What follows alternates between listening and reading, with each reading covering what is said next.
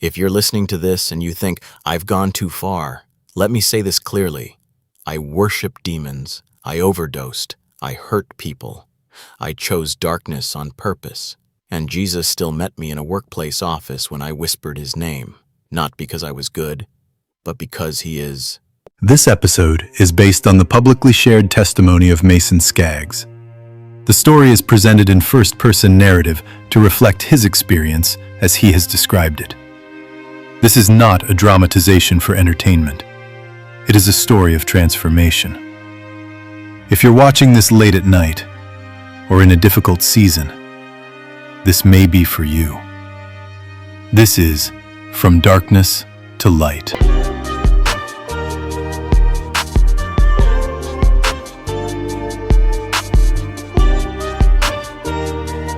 I need to tell you something before I start. I wasn't a good person, not misunderstood, not just going through a phase, not experimenting. I worshiped demons. I chased power in darkness. I sold drugs. I destroyed relationships. I nearly destroyed myself. And if you had met me back then, you probably would have said, that guy is too far gone. Honestly, I believe that too. I grew up in a house full of people. 11 siblings, noise everywhere, chaos everywhere. But even in a crowded house, you can feel completely alone. When my mom died, something inside me shifted. I didn't know how to process grief. I didn't know how to process anger. I didn't know how to process feeling abandoned, so I numbed it. Drugs became my language. At first, it was curiosity. Then it was escape. Then it was survival. I wasn't just using. I was dealing. I was deep in it. I liked the control. I liked feeling powerful. I liked not feeling weak. But drugs don't just numb pain. They hollow you out. And when you're hollow long enough, you start looking for something to fill it. That's when I stepped into darkness intentionally. I didn't stumble into Satanism. I chose it. I believed in God. That's the crazy part. But I thought he hated me. I thought he was waiting to punish me. So instead of running toward him, I ran to the other side. I wanted power. I wanted answers. I wanted control over my life. Occult practices felt like control. Rituals felt powerful. Dark prayers felt rebellious. And rebellion felt strong. But it was a lie. The deeper I went, the heavier I felt. There's something people don't tell you about darkness. It promises power, but it gives you chains. I remember nights where I felt like something was wrong in the room, like the air was thick, like I wasn't alone. At first, that feeling excited me. Then it terrified me. But by then, I was too deep. When you open doors spiritually, you don't just close them whenever you feel like it. I started spiraling faster, more drugs, more rage, more self-destruction. And every time I looked in the mirror, I hated who I saw. Not because I didn't think I was strong, but because I knew I was empty. I overdosed more than once. I remember being in the hospital, machines around me, nurses talking, my body weak, and you'd think that would wake someone up. It didn't. I walked out of that hospital and used again the same day. That's how addicted I was. That's how blind I was. I was exhausted. Not physically, spiritually, mentally, emotionally. There's a kind of tired that sleep doesn't fix. I would sit alone and feel this crushing weight inside my chest, like something was pressing down on my soul, and I knew, deep down, I was losing, but I didn't know how to stop. One day I was alone at work. No big dramatic setup, just me, a computer, and a mind that wouldn't quiet down. I had been searching online for answers, healing, freedom, anything. Nothing worked. I pushed the keyboard away, put my head in my hands, and I broke. I cried. Not angry tears, not prideful tears, broken tears. And for the first time in years, I wasn't trying to be strong. I didn't plan to pray, I didn't light candles, I didn't kneel, I didn't clean myself up first. I was sitting at a desk, tired, empty, done pretending. I remember thinking, if you're real, You already know what I've done. And that was the problem. I believed in God. I just believed He didn't want me. So I said it anyway. Not a church prayer, not something memorized. Just this. Jesus, if you are real, if you actually died for someone like me, if you can forgive someone like me, I can't keep living like this. I can't fix myself. If you want me, you'll have to change me. There was no lightning, no voice from the ceiling, but something shifted, and I can't explain it any other way than this. The weight lifted. Not slowly, immediately. It felt like something that had been sitting on my chest for years just moved. The air felt different. My mind felt quiet. For the first time in I don't even know how long, I felt clean. And that terrified me, because I hadn't earned it. I sat there shaking, not from fear, from relief. I remember thinking, what just happened? Because this wasn't emotion. I knew what emotional highs felt like. Drugs had trained me in that. This was different. This was steady, calm, like someone stepped into the chaos inside me and said, enough, and everything obeyed. The first thing I did was grab my phone. I called Courtney. I was crying, and I don't cry. I told her, something just happened. I think Jesus just saved me. Even saying it felt insane. She was quiet at first. Then she said, what do you mean? And I couldn't fully explain it. All I knew was I wasn't the same person I was an hour earlier. I said, find a church. We need to go tonight. Not next week. Not when it's convenient. Tonight. Walking into that church felt strange. I had mocked Christians before. I had despised churches. I thought believers were weak. And now I was standing in the back row, feeling like the most broken man in the room. But here's the thing. No one looked at me like I was beyond hope. No one pointed. No one exposed my past. They just worshipped. And for the first time, worship didn't feel fake to me. It felt real. When the pastor spoke about grace, it hit differently. He said something like, there is no sin too dark that the blood of Jesus cannot cover it. And I remember thinking, you don't know what I've done. But something inside me whispered, I do. And I'm still here. The days after that weren't easy. People think conversion is a magic switch. It's not. It's a direction change. I had addictions, habits, connections, spiritual doors I had opened intentionally, and now I had to close them, one by one. The cravings didn't vanish overnight. My body still wanted drugs. My mind still knew how to chase escape. But something was different. There was conviction now. Before, I could sin and feel nothing. Now, I couldn't. Not because of guilt, because I didn't want to go back. I had tasted peace, and it was better. I had to cut people off. That was hard. Friends I ran with, business connections, people who only knew the old me. Some of them laughed when I told them. Some of them said it wouldn't last. Some said I'd be back. But I knew I couldn't go back, because if I did, I wouldn't survive it. Spiritually, I had to renounce things, practices, allegiances, beliefs. I had to say out loud that I was done with darkness. And that might sound dramatic to some people, but when you've intentionally aligned yourself with evil, words matter. Authority matters. I didn't belong to that anymore. I belonged to Jesus.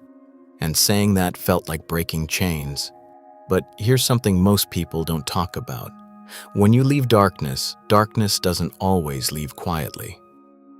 There were nights I felt resistance, temptation, oppression, moments where old thoughts tried to creep back in. You're fake. This won't last. You're still filthy. But now I had something I didn't have before. Truth. And truth fights lies. Courtney saw the change before I did. She said my eyes looked different. My anger was different. I wasn't exploding anymore. I wasn't spiraling. I was steady. Not perfect, but steady. And steady was new. Our marriage still had scars. You don't live recklessly and avoid consequences. Trust had to be rebuilt. Conversations had to happen. Apologies had to be real. Following Jesus didn't erase my past, but it gave me the strength to face it without running. I started reading the Bible, and it felt alive. Verses about redemption felt personal. Stories about Paul, a man who persecuted Christians and then became one, hit me hard. Because if God could change him, maybe I wasn't too far gone either. I used to chase power through darkness. Now I understood something different. Real power is surrender. Real strength is humility. Real freedom isn't doing whatever you want. It's not being enslaved to anything anymore. I didn't become a preacher overnight. I didn't become holy overnight. I became dependent. Every day, choosing not to go back. Choosing not to open old doors. Choosing not to numb pain the old way. That's what transformation really looks like. Daily decisions. If you're listening to this and you think, I've gone too far, let me say this clearly. I worshiped demons. I overdosed. I hurt people. I chose darkness on purpose. And Jesus still met me in a workplace office when I whispered his name. Not because I was good, but because he is. I thought I was too far gone. I wasn't. And neither are you. Here's something I need to say clearly. Leaving darkness isn't just emotional. It costs you. When I chose Jesus, I wasn't just choosing a belief system. I was choosing to lose parts of my identity. For years, I was the strong one. The one who didn't care. The one who pushed limits. The one who feared nothing. But that version of me was built on pain. And when Jesus stepped into my life, he didn't just remove drugs. He started dismantling pride. That was harder. There were nights I sat alone wrestling with thoughts like, was that moment real? What if this is temporary? What if I fail again? Because when you've lived in chaos long enough, peace feels suspicious. I had to learn how to live without adrenaline, without rebellion, without constant self-destruction. And that sounds simple, but it's not. When your nervous system is used to chaos, quiet feels unnatural. I remember one specific night after my conversion. I woke up suddenly, heart racing, no drugs, no alcohol, completely sober, but I felt pressure, like something was angry. I can't explain it in a way that satisfies everyone.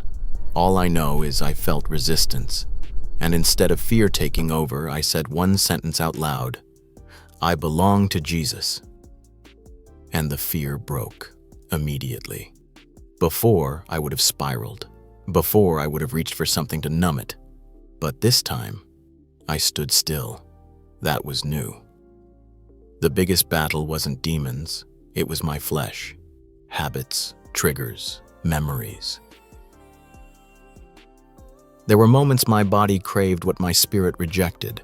That tension is real, but every time I chose obedience instead of impulse, something inside me strengthened. Not hype, not emotional excitement. Strength. The quiet kind. Courtney and I had hard conversations, real ones. She had to ask me things like, are you really done with that life? And I had to prove it. Not with words, but consistency. Trust isn't rebuilt with apologies. It's rebuilt with patterns. So I stayed. I showed up. I listened. I humbled myself. And over time, something beautiful started happening. Peace wasn't just internal anymore. It was in our home. I started serving in church, not on stage, not for attention, just helping. Setting up chairs, cleaning, learning, sitting under teaching instead of mocking it. And something about serving rewired me. Because I used to take, now I was giving. I used to manipulate. Now I was surrendering. I used to chase power. Now I was chasing purity. I don't share my story because it makes me look impressive. If anything, it exposes how broken I was. I share it because I know what it's like to feel owned by addiction, owned by anger, owned by darkness. And I know what it feels like to be free. And freedom isn't loud, it's steady. People sometimes ask me, do you miss it? No, I don't miss the paranoia. I don't miss the emptiness. I don't miss looking in the mirror and feeling hollow. What I have now isn't a high. It's life, real life, with clarity, with purpose, with conviction. I used to believe God was waiting to punish me. Now I know He was waiting to rescue me. And He didn't rescue me when I was trying. He rescued me when I surrendered. That's the difference. If you're watching this and you're in deep, maybe not drugs, maybe not occult practices, but pride, pornography, bitterness, secret sin. Let me tell you something I wish someone had told me. Darkness promises control, but it always takes more than it gives. And the moment you call on Jesus sincerely, something shifts. Not because you earned it, but because He answers. I'm not special. I wasn't chosen because I was good. I was chosen because I was desperate, and desperation can be the doorway to grace. I worship demons. I open doors I shouldn't have opened. I nearly lost my life more than once. And yet, Jesus met me in a quiet office when I whispered His name. No spotlight, no audience, just surrender. And that surrender changed everything. I'm not who I was, and I will never go back, because I've seen what's on both sides, and light is better every time. If this story resonated with you, don't ignore that. Talk to God honestly. You don't need perfect words. If you're struggling, you're not alone. And if you want more real stories of transformation, subscribe. This is From Darkness to Light.